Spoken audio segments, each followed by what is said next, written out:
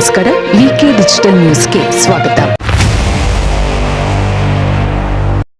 ಎಲ್ಲ ವೀಕ್ಷಕರಿಗೆ ನಮಸ್ಕಾರ. ವಿಕೆ ಡಿಜಿಟಲ್ ನ್ಯೂಸ್ಗೆ ಸ್ವಾಗತ. ನಾನು ಸಂಧ್ಯಾ. ಬಿಜೆಪಿಗೆ ಗುಡ್ ಬೈ ಎಂದ ಅಣ್ಣಾಮಲೈ.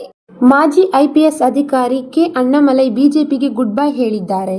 ರಾಷ್ಟ್ರೀಯ ಅಧ್ಯಕ್ಷ ನಿತಿನ್ ನಬೀನ್ ರನ್ನು ಭೇಟಿಯಾಗಿ ರಾಜೀನಾಮೆ ಸಲ್ಲಿಸುವ ಮೂಲಕ ಬಿಜೆಪಿಯೊಂದಿಗಿನ ಸಂಬಂಧಕ್ಕೆ ಅಂತ್ಯ ಹಾಡಿದ್ದಾರೆ. ಎಐಎಡಿಎಂಕೆ ಪಕ್ಷವನ್ನು ಮರಳಿ ಎನ್ಡಿಎ ಒಕ್ಕೂಟಕ್ಕೆ ಸೇರಿಕೊಂಡು ನಂತರ ಪಕ್ಷದ ಉನ್ನತ ನಾಯಕತ್ವವು ಅಣ್ಣಾಮಲೈ ಅವರನ್ನು ನಿರ್ಲಕ್ಷಿಸುತ್ತಿದೆ ಎಂಬ ಮಾತುಗಳು ಕೇಳಿಬಂದಿದ್ದವು. ಸ್ವಪಕ್ಷದ ಕೆಲ ನಿರ್ಧಾರಗಳ ಕುರಿತು ಅವರು ಅಸಮಾಧಾನ ಹೊಂದಿದ್ದರು ಎಂದು ಹೇಳಲಾಗುತ್ತಿದೆ.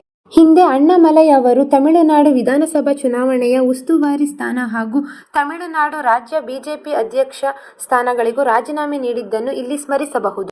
ವಿಧಾನಸಭೆ ಚುನಾವಣೆಗೆ ಬಿಜೆಪಿ ಮತ್ತು ಎಐಎಡಿಎಂಕೆ ಮೈತ್ರಿ ಮಾಡಿಕೊಂಡು ವಿಚಾರಕ್ಕೂ ಅಣ್ಣಾಮಲೈ ಅಸಮಾಧಾನಗೊಂಡಿದ್ದರು. ಚುನಾವಣಾ ಪ್ರಚಾರದಲ್ಲಿ ಅವರಿಗೆ ಸೂಕ್ತ ಸ್ಥಾನಮಾನ ಸಿಗಲಿಲ್ಲ ಎಂಬ ಮಾತುಗಳು ಕೇಳಿಬಂದಿವೆ. ಅಣ್ಣಾಮಲೈ ಬಿಜೆಪಿ ರಾಜ್ಯ ಕಾರ್ಯಕಾರಿ ಸಭೆಗಳಿಗೆ ಗೈರು ಹಾಜರಾಗಿದ್ದುದು ಊಹಾಪೋಹಗಳಿಗೆ ಮತ್ತಷ್ಟು ಇಂಪು ಕೊಟ್ಟಿತು ಎಂದೇ ಹೇಳಬಹುದು.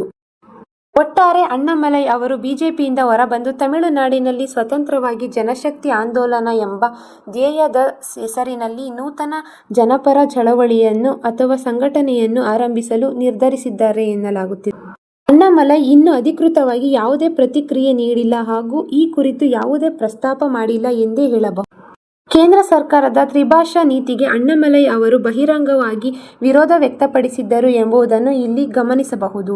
ವಿದ್ಯಾರ್ಥಿಗಳಿಗೆ 3 ಭಾಷೆಗಳನ್ನು ಕಡ್ಡಾಯಗೊಳಿಸುವ ನಿರ್ಧಾರಕ್ಕೆ ಅವರು ಆಕ್ಷೇಪ ವ್ಯಕ್ತಪಡಿಸಿದ್ದು, ಈ ವಿಷಯದ ಬಳಿಕ ಬಿಜೆಪಿ ನಾಯಕತ್ವದೊಂದಿಗೆ ಅವರ ಭಿನ್ನಾಭಿಪ್ರಾಯಗಳ ಬಗ್ಗೆ ಚರ್ಚೆಗಳು ಹೆಚ್ಚು. 5 ವರ್ಷಗಳ ಕಾಲ ತಮಿಳುನಾಡು ಬಿಜೆಪಿ ಅಧ್ಯಕ್ಷರಾಗಿದ್ದ ಅಣ್ಣಾಮಲೈ ಅವರು ಬಿಜೆಪಿಯ ಬೆಳವಣಿಗೆಗೆ ಪ್ರಮುಖ ಕಾರಣರಾಗಿದ್ದರು.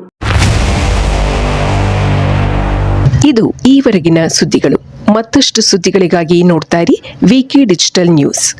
ವೀಕ್ಷಕರೇ, ವಿಕೆ ಡಿಜಿಟಲ್ ನ್ಯೂಸ್ ಯೂಟ್ಯೂಬ್ ಚಾನಲ್ ಅನ್ನು ಲೈಕ್ ಮಾಡಿ, ಸಬ್ಸ್ಕ್ರೈಬ್ ಮಾಡಿ ಮತ್ತು ಹೆಚ್ಚಿನ ಜನರಿಗೆ ಶೇರ್ ಮಾಡಿ.